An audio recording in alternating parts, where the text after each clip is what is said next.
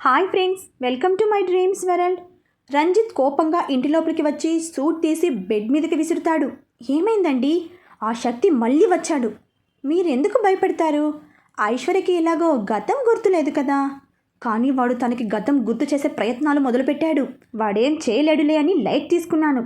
కానీ ఇప్పుడు మన కంపెనీ షేర్స్ కొని నాకే ధీటుగా నిలబడ్డాడు. ఏంటి? కంపెనీ షేర్స్ కొనేంత డబ్బు వాడికెక్కడిది? ఉందిగా నా అత్త రూపాదేవి. అది చేస్తూ దాని ఆస్తి మొత్తాన్ని వాడి కూతురి పేరు మీద రాసి చచ్చిందంట. అయితే ఇప్పుడు శక్తి ఐశ్వర్య కలిసే ఉన్నారా? అవును. అలా ఎలా వదిలేసి వచ్చారు? మరేం చేయమంటావు? ఇప్పటికే ఐశ్వర్యకి డౌట్ వచ్చింది. ఇంకా సాగతీస్తే మనకే ప్రమాదం. మరెలా రంజిత్? శక్తి తన భర్తే అని ఆఫీస్లో ఎవరైనా తనకి నిజం చెప్పేస్తే? చెప్పరు. గతం గుర్తు వస్తే ఐశ్వర్య ప్రాణానికి ప్రమాదమని అందరినీ కన్విన్స్ చేశాం కదా. సో తనకి నిజం చెప్పే ప్రయత్నం ఎవరు చేయరు, శక్తితో సహా. అసలు శక్తి ఏం చేయాలనుకుంటున్నాడు? అదే నాకు అర్థం కావడం లేదు. అసలు వాడేం ప్లాన్ చేస్తున్నాడు తెలుసుకోవాలి.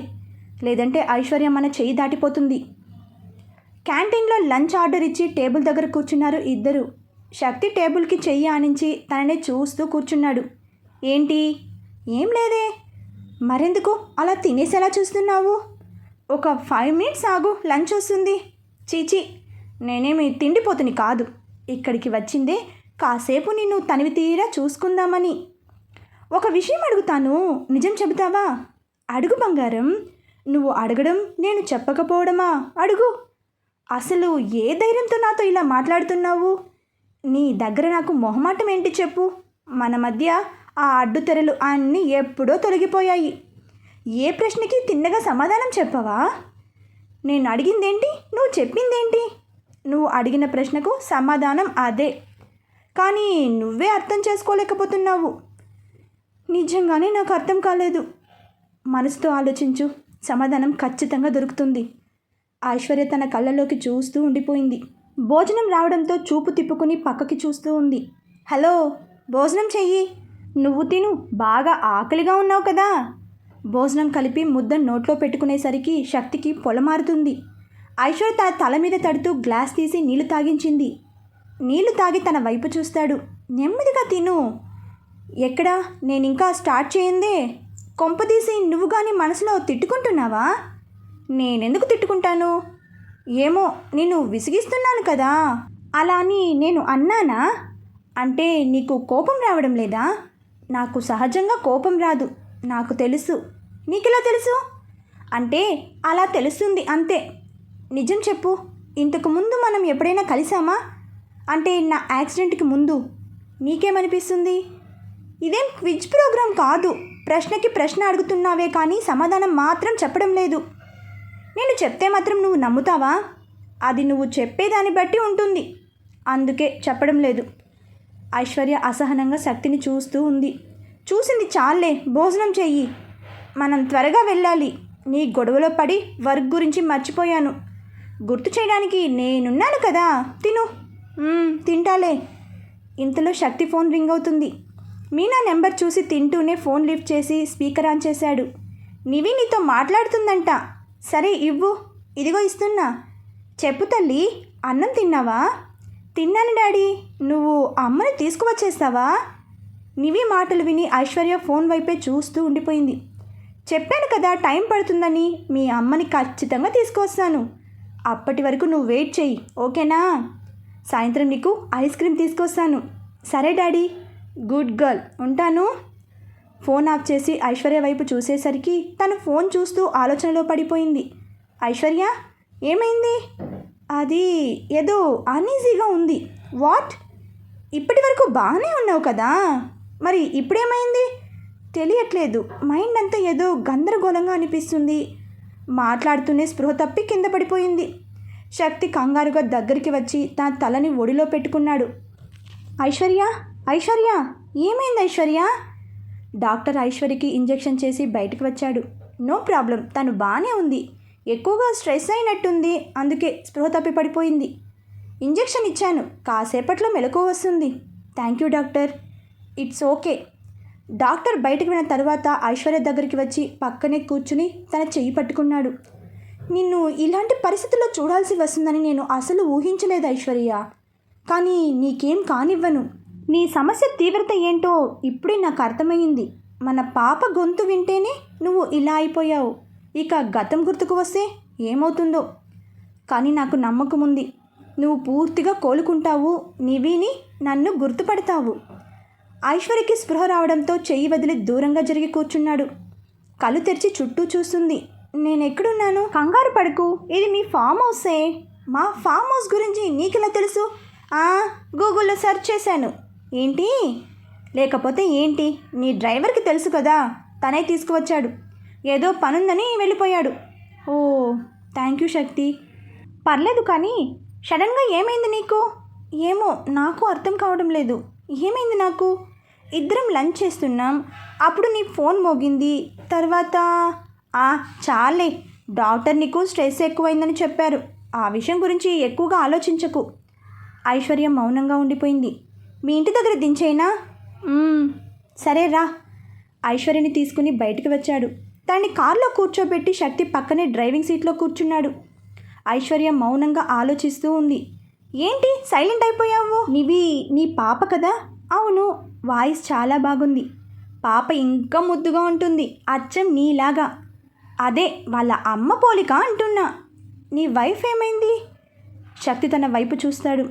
డాడీ చెప్పారు నీ వైఫ్ చనిపోయింది అని. నిజమేనా? కాదు, నా భార్య బ్రతికే ఉంది. అవునా?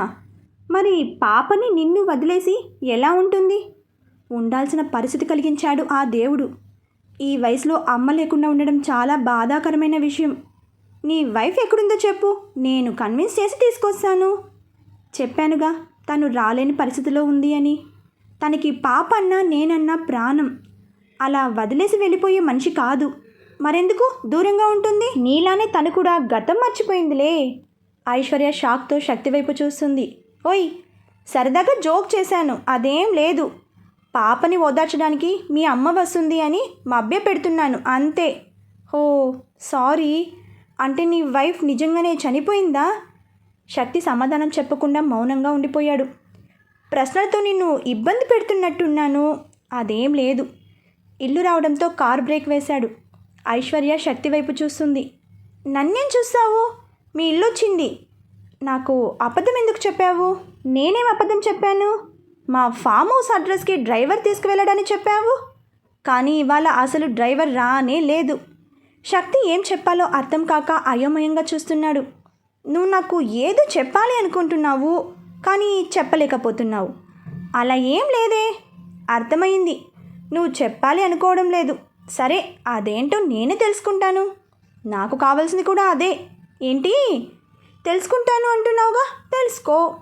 మళ్ళీ నన్నెందుకు అడుగుతావు? ఎక్కడా దొరకకుండా బాగానే మేనేజ్ చేస్తున్నావు. సరే, తెలుసుకుంటాను. ఐశ్వర్య నవ్వుతూ కార్ దిగుతుంది. శక్తి కూడా కార్ దిగి కీ తన చేతికిస్తాడు. నువ్వెలా వెళ్తావు? కార్ తీసుకెళ్ళు. వద్దు, నేను క్యాబ్లో వెళ్తానులే. సరే, రేపు త్వరగా రా. శక్తి అక్కడి నుండి బయటికి నడుస్తాడు. ఐశ్వర్య అక్కడే నిలబడి తనని చూస్తుంది. రంజిత్ పైనుంచి ఇద్దరిని గమనిస్తూనే ఉన్నాడు. ఐశ్వర్య లోపలికి వచ్చేసరికి రంజిత్ తనకి ఎదురుగా వస్తాడు.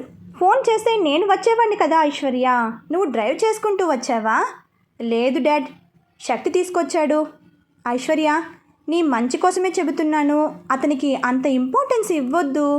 అతనికి ఎంత దూరంగా ఉంటే అంత మంచిది. ఒక విషయం చెప్పండి డాడ్, అసలు ఈ శక్తి ఎవరు? మీరెందుకు అతన్ని చూస్తే ఇరిటేట్ అవుతున్నారు? అదేం లేదమ్మా, నేనెందుకు ఇరిటేట్ అవుతాను? ఎవరైనా మీ ఇద్దరిని అలా చూస్తే తప్పుగా అనుకుంటారు. పైగా అతనికి పెళ్ళయింది, ఎలాంటి వాడో తెలియదు. చచ్చా, అతను మంచివాడే డాడ్. అతని దగ్గర ఉంటే నాకు చాలా కంఫర్ట్గా ఉంది. ఇబ్బందికరంగా అయితే ఏమీ అనిపించడం లేదు. అలా అని కాదమ్మా, మనుషుల్లో పైకి కనిపించేంత మంచివారు ఎవ్వరూ ఉండరు. ఎవరి స్వార్థం వాళ్ళది. అందుకే జాగ్రత్తగా ఉండమని చెబుతున్నాను. ఐశ్వర్య ఆలోచిస్తూ ఉండిపోయింది. రంజిత్ తనని గమనించి చెయ్యి పట్టుకుంటాడు. నేను చెప్పేది నీ మంచి కోసమే ఐశ్వర్య. మీ నాన్న మాట విను. సరే డాడ్. గుడ్, వెళ్ళి ఫ్రెష్ అయ్యిరా. ఐశ్వర్య అక్కడి నుండి గదిలోకి వెళ్ళిపోయింది. రంజిత్ తనలో తానే నవ్వుకుంటాడు. గదిలోకి వచ్చి బెడ్ మీద కూలబడింది. అసలు శక్తితో డాడ్ సమస్య ఏంటి? ఇటు డాడీ కానీ అటు శక్తి కానీ ఓపెన్ అవ్వడం లేదు. ఖచ్చితంగా ఏదో ఉంది. అయినా శక్తిని మొదటిసారి చూసినప్పుడే తెలిసిన వ్యక్తిలా అనిపించాడు. అంటే మా ఇద్దరికి ముందే పరిచయం ఉందా? ఉంటే డాడ్ చెప్పేవారు కదా. తన గురించి ఎలా తెలుసుకోవాలి? ఆలోచిస్తూనే బాల్కనీలోకి వచ్చి నిలబడింది. కాసేపటికి లాస్య జ్యూస్ తీసుకుని ఐశ్వర్య దగ్గరికి వచ్చింది. ఐశ్వర్య, జ్యూస్ తాగమ్మా. నాకు వద్దు మామ్. అలా అంటే ఎలా? చూడు ఎలా నీరసంగా ఉన్నావో. ప్లీజ్ మామ్, నన్ను విసిగించొద్దు.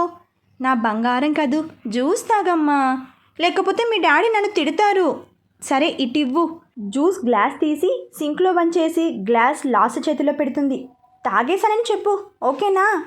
లాస్య అక్కడి నుండి కిచెన్లోకి వచ్చి గ్లాస్ని విసిరి కొడుతుంది. రంజిత్ తనని గమనించి దగ్గరికి వస్తాడు. ఏమైంది లాస్య?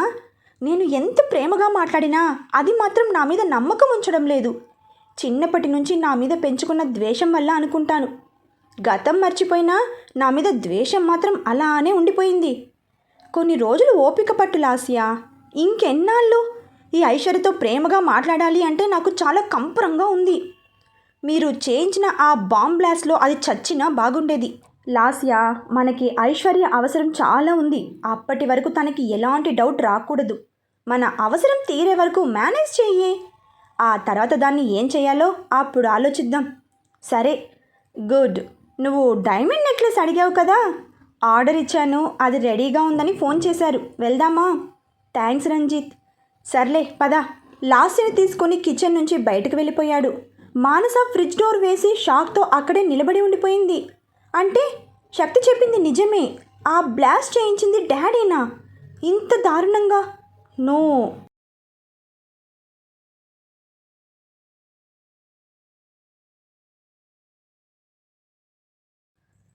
మరుసటి రోజు ప్రాజెక్ట్ డీల్ ఫైనల్ చేసుకుని బయటకు వచ్చారు ఇద్దరు. ఐశ్వర్య మౌనంగానే కారులో కూర్చుంది. శక్తి డ్రైవ్ చేస్తూ తనని గమనిస్తాడు. ఏమైంది అలా ఉన్నావు? డాడ్ నీ విషయంలో చాలా స్ట్రగుల్ అవుతున్నారు. ఎందుకో అదే నాకు అర్థం కావడం లేదు. అసలు ఆయన సమస్య ఏంటి? నాకెలా తెలుస్తుంది? డాక్టర్ సమరం గారిని కలవమని చెప్పు. ఐశ్వర్య కోపంగా శక్తి వైపు తిరిగి చూస్తుంది. శక్తి నవ్వుకుంటూ కారు ఆపి తన వైపు చూస్తాడు. నువ్వేగా సమస్య అన్నావు. చాలా మంచి డాక్టర్, వెంటనే వెళ్ళమని చెప్పు. నిన్ను. శక్తిని కొట్టబోతూ ముందుకు తూలి పడిపోయింది. శక్తి తన నడుం చుట్టూ చేతులు బిగించి కళ్ళలోకి చూస్తూ ఉండిపోయాడు.